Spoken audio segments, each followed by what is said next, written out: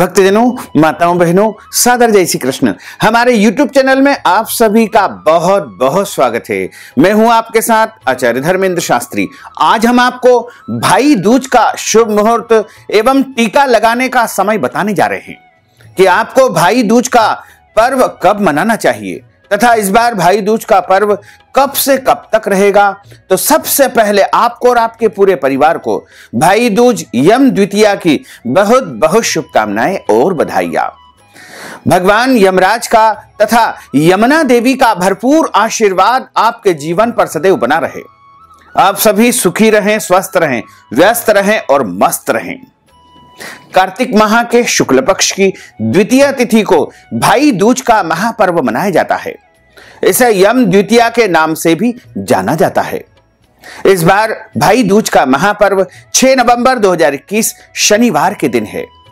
वैसे तो द्वितीय तिथि का आरंभ 5 नवंबर 2021 शुक्रवार की रात्रि 11:14 से हो जाएगा, जो कि 6 नवंबर 2021 शनिवार को शाम को 7:44 तक द्वितीय तिथि रहेगी। और इस दिन सभी बहनें अपने भाइयों को टीका लगाती है। यह त्योहार कार्तिक माह के शुक्ल पक्ष की द्वितीय तिथि को मनाया जाता है। यह त्योहार रक्षाबंधन के बाद सबसे बड़ा भाई बहन का त्योहार माना जाता है तथा भाई एवं बहन के प्रतीक यह त्योहार मनाया जाता है। यानी भाई बहन दोनों एक दूसरे के प्रति स्नेह दर्शित करते हैं तथा भाई बहन के प्रेम के प्रतीक के रूप में यह त्योहार मनाया जाता है। इस दिन भाई बहन को साथ साथ यमुना स्नान करना, तिलक लगवाना तथा बहन के घर भोजन करना अति फलदायी होता है। इस दिन बहन भाई को भोजन करा करके तथा टीका लगा करके एक नारियल का गोला भी देती है या नारियल भी प्रदान कर सकती है एवं उसके दीर्घायु होने की मंगल कामना करती है। भाई अपनी बहन के यहाँ जाकर के टीका लगवाते हैं और टीका लगवाने के बाद अपनी बहन के घर उस दिन भोजन करते हैं तथा उसके पश्चात अपनी बहन को वस्त्र, आभूषण या कुछ न कुछ उपहार स्वरूप अवश्य ही प्रदान करते हैं।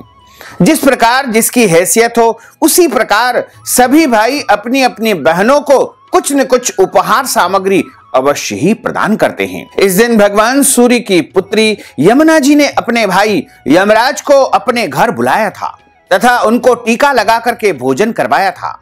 इसीलिए इस त्योहार को यम द्वितीया के नाम से भी जाना जाता है। इस दिन श्रद्धान्वित भाई को स्वर्ण, वस्त्र, मुद्रा आदि आभूषण अपनी बहन को दान करना चाहिए। इस भूमंडल के प्रत्यक्ष देवता भगवान सूर्य नारायण की पत्नी का नाम छाया था।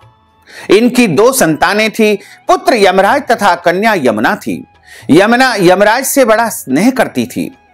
वह उससे बराबर निवेदन करती थी कि उसके घर आकर भोजन करे।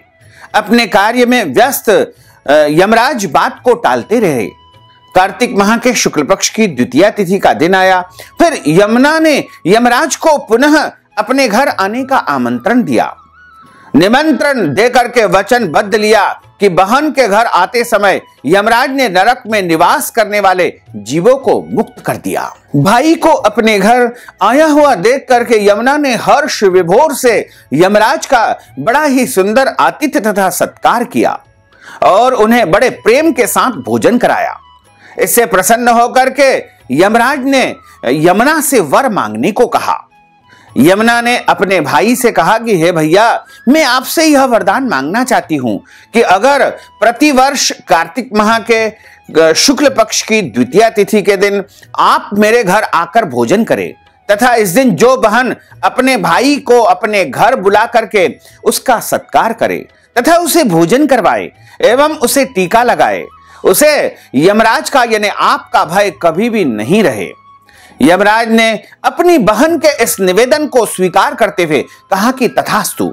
बहन, मैं आज से आपको वचन देता हूं कि कार्तिक माह के शुक्ल पक्ष की द्वितीय तिथि यानी भाई दूज के दिन जो भी बहनें अपने भाइयों को अपने घर बुला करके उनका तिलक लगाएगी और उसके बाद जो भाई अपनी बहन को उपहार सामग्री प्रदान करेंगे उनको कभी भी नरक का भय नहीं रहेगा।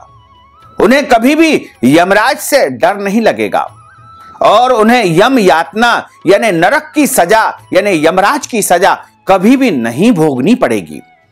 इसीलिए इस दिन सभी बहनें अपने अपने भाइयों को अपने घर आमंत्रित करती है और यमुना स्नान का इस दिन बड़ा ही महत्व माना जाता है।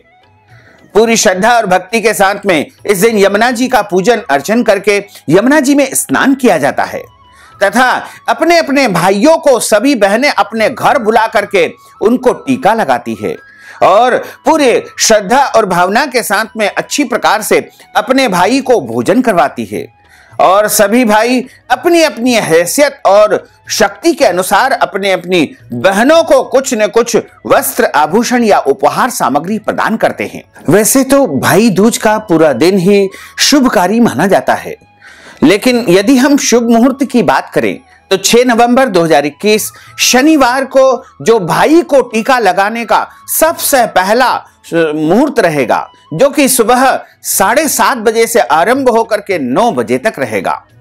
उसके बाद दोपहर 12 बजे से अगला मुहूर्त प्रारंभ होगा, जो कि 4:30 बजे तक रहेगा। यानी दोपहर 12 से 4:30 तक दूसरा टीका लगाने का मुहूर्त रहेगा। इसके बाद शाम को 6 बजे तीसरा भाई को टीका लगाने का मुहूर्त आरंभ होगा, जो कि शाम को 7:30 बजे तक रहेगा। यानी शाम 6 से 7:30 तक भी आप अपने अपने भाई को टीका लगा सकती है, क्योंकि इस समय प्रदोष काल रहेगा, शाम का समय रहेगा, गोधूली वेला भी रहेगी। तो वैसे तो शाम का समय सबसे श्रेष्ठ माना जाता है, लेकिन आपके पास यदि समय की कमी है या अन्य कोई व्यस्तता है तो आप दिन में भी, सुबह भी या दोपहर में भी अपने भाई को टीका लगा करके उनको भोजन करवा सकती है। इस प्रकार यदि आप रात के समय टीका लगाना चाहती है अपने भाई को, तो रात का जो टीका लगाने का मुहूर्त रहेगा वो रात्रि 9 बजे से आरंभ होकर के मध्य रात्रि 1:30 तक रहेगा। इन शुभ मुहूर्तों में सभी बहनें अपने अपने भाइयों को यदि टीका लगाएगी तो निश्चित मानिएगा कि उनके भाई को लंबी उम्र प्राप्त होगी तथा बहन के घर धन धान्य वैभव समृद्धि की प्राप्ति होगी और भाई एवं बहन दोनों का परिवार सुखी और समृद्ध रहेगा। इस प्रकार भाई बहन का सबसे बड़ा जो त्योहार है वो भाई दूज होता है। भाई दूज के दिन भाई बहन को एक दूसरे के साथ प्रेम पूर्वक रहना चाहिए। इस दिन लड़ाई झगड़ा वाद विवाद बिल्कुल नहीं करना चाहिए तथा भाई दूज के दिन किसी भी प्रकार से क्रोध नहीं करना चाहिए और इस दिन घर में प्रेम का वातावरण निर्मित करके रखना चाहिए। साथ ही इस दिन ध्यान रखना चाहिए कि घर के बड़े बुजुर्ग का अनादर अथवा अपमान आपको नहीं करना चाहिए। भाई दूज के दिन जो भाई को भोजन तैयार करने के लिए बहन बनाती है उसमें लहसुन, प्याज, मांस, मदिरा तथा मसूर की दाल का उपयोग बिल्कुल नहीं करना चाहिए और भाई दूज के दिन शेविंग, कटिंग या फिर शरीर के अंग के कोई भी बाल इस दिन नहीं काटना चाहिए और कटवाना भी नहीं चाहिए। भाई दूज के दिन बहन एक समय व्रत करके और जब भाई को भोजन करवा दे उसके बाद स्वयं भोजन करे तो अति उत्तम रहेगा। और यदि आप चाहें तो बहनें दिन के समय फलाहार कर सकती है, फल ले सकती है या फलाहार की सामग्री ले सकती है और जब तक भाई को टीका न लगा दे, उसको भोजन न करवा दे, तब तक स्वयं भी भोजन न करे। और इसी तरह यदि आप लोग सभी भाई दूज के इस महापर्व को बड़े ही प्रेम के साथ में, श्रद्धा के साथ में, भावना के साथ में, भक्ति के साथ में मनाएंगे तो निश्चित तौर से भाई बहन दोनों सुखी तथा समृद्ध रहेंगे। साथ ही इस दिन चित्रगुप्त भगवान का विशेष पूजन अर्चन किया जाता है, कलम दवात का पूजन किया जाता है। भगवान चित्रगुप्त जो कि हमारे भाग्य को लिखते हैं, हमारे अच्छे बुरे कर्म का निरंतर लेखन कार्य करते रहते हैं, तो सभी लोग भगवान चित्रगुप्त जी का इस दिन पूरे विधि विधान के साथ में पूजन अर्चन करें, उनकी कथा का श्रवण करें एवं इस दिन कलम दवात का पूजन भी किया जाता है। इस दिन जो मनुष्य चित्रगुप्त भगवान का पूजन अर्चन करता है, कलम दवात का पूजन करता है, उसके भाग्य में या उसके लेख में किसी भी प्रकार का कोई दुर्भाग्य नहीं आता है। यानी चित्रगुप्त जी उसके भाग्य को अच्छी प्रकार से लिखते हैं, उसके कर्मों को अच्छी प्रकार से ध्यान देते हुए लिखते हैं और भगवान चित्रगुप्त का भरपूर आशीर्वाद उन्हें निरंतर प्राप्त होता रहता है।